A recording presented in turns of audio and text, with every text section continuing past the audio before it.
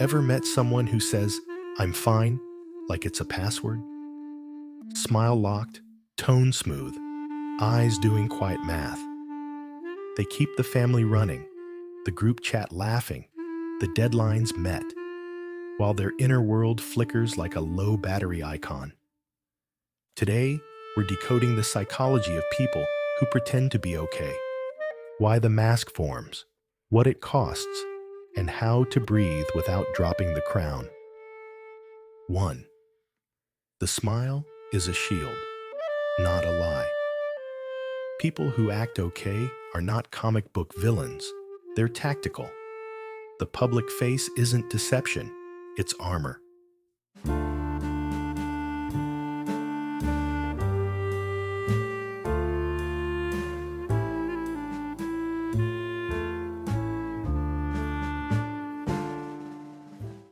When life teaches you that softness gets you sidelined, you learn to look smooth on the surface while you paddle like mad underneath. Translation: I'm fine often means I'm managing the room so I can manage myself. That's strength in the short run. The catch? It's expensive stamina. Keep the shield up long enough, and it starts to feel welded to your face. You perform calm. You pay in energy. And the bill always comes due. Sooner if the room is loud, faster if you're alone. If the smile is armor, where did everyone learn the dress code? 2. The mask starts early, right where your nervous system learned the rules. Childhood is a training montage. Cry and no one comes. Anger gets punished. Others have it worse, shuts the conversation. The brain takes the notes. Silence equals safety. Composure equals approval. Collapse equals consequences. That deal keeps connection alive, and later turns into a habit. Keep it together to keep people. Problem is, the stadium changed, but the playbook didn't. Adult you is still running kid logic, stability over truth, because it used to work. Habits have a bill. What's the price of all that together? 3. Suppression looks tidy and feels expensive. Quick definition: emotional suppression is the repeated push down of feelings to stay functional. It can get you through a shift and quietly disconnect you from yourself. Paradox time: the more you push feelings down, the lonelier you can feel, even in a crowded room. You're present, but you're not there. Suppression buys peace on credit, and the interest rate is isolation. You stay composed, sure, but your inner signal gets staticky. You forget what you want, because what you show is all anyone reacts to, including you.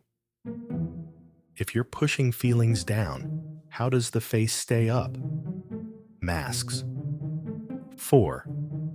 Emotional masking, the performance that becomes the person.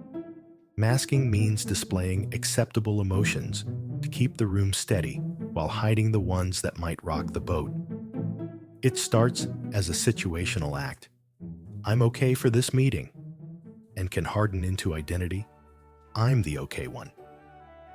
You begin managing other people's comfort so you won't have to risk your own. Over time, the role eats the actor. You're not pretending anymore. You're exhausted.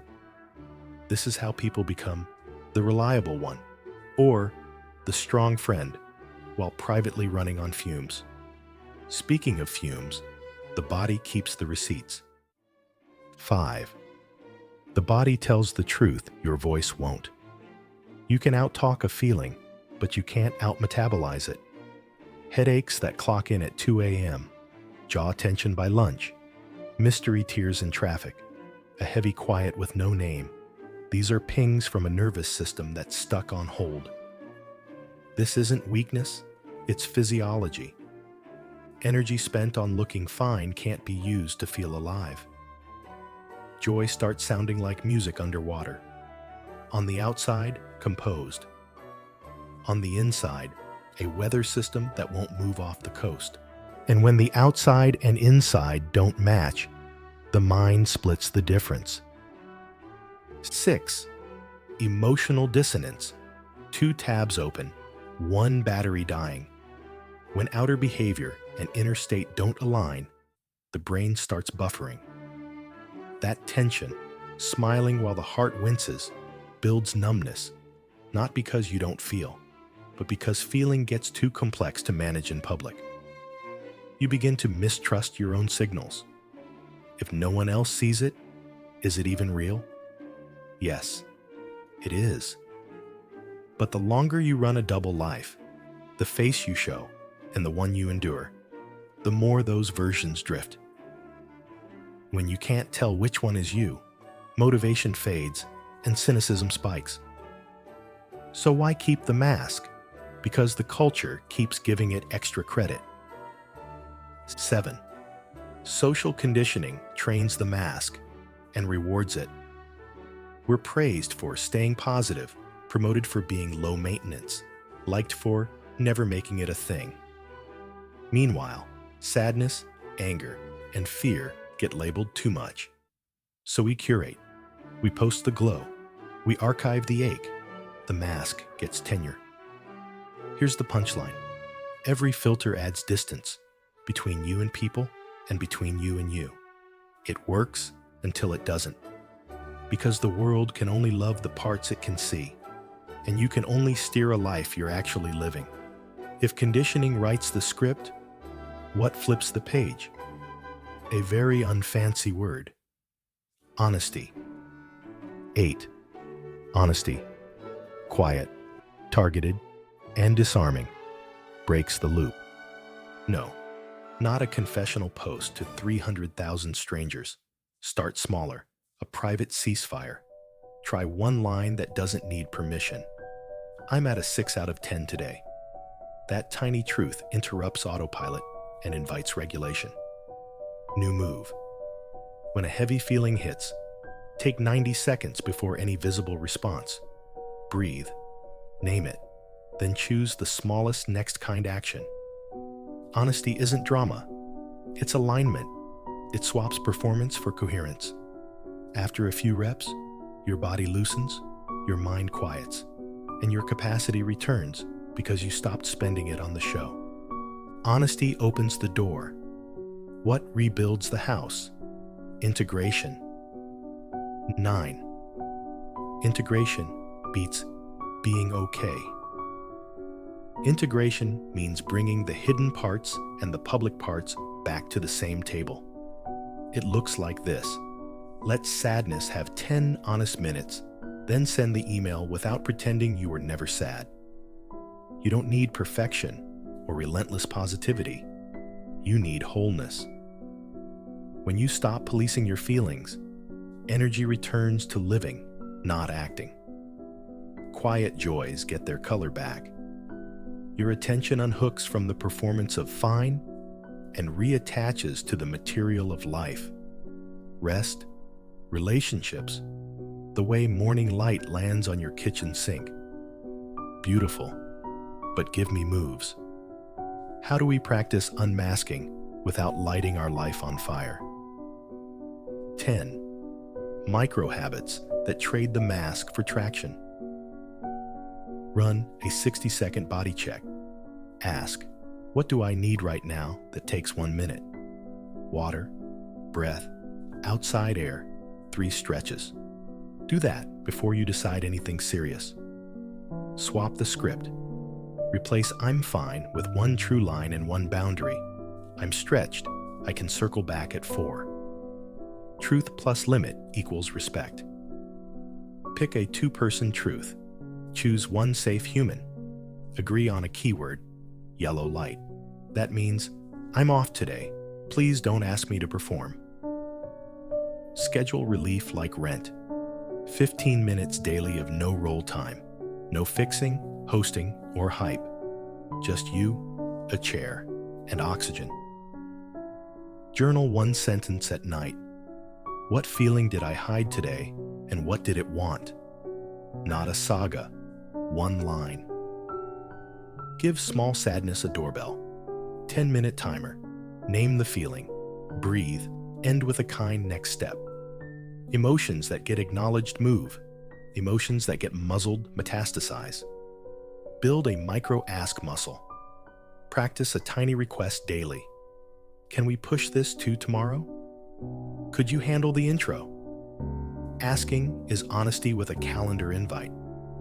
Create a boundary script bank. 3 lines, memorized, not available for that. I can do X, not Y. Happy to help after Z. Boundaries feel rude until they feel normal. Then they feel like oxygen. Put joy on the spreadsheet. 1 low-effort delight you actually like. Music in the shower, sunlight walk, stupid meme, scheduled. Joy must be easy to start, or it won't start. Track energy, not image. Each Friday, list 3 moments you chose real over perfect. That's the new highlight reel. Rapid fire recap. Screenshot time. The smile isn't fraud, it's armor. Early rules write adult roles. Suppression buys calm on credit. Masks start as acts and become identities. The body tells the truth, you mute. Dissonance drains batteries fast. Culture rewards the mask, not the human. Honesty is alignment, not spectacle.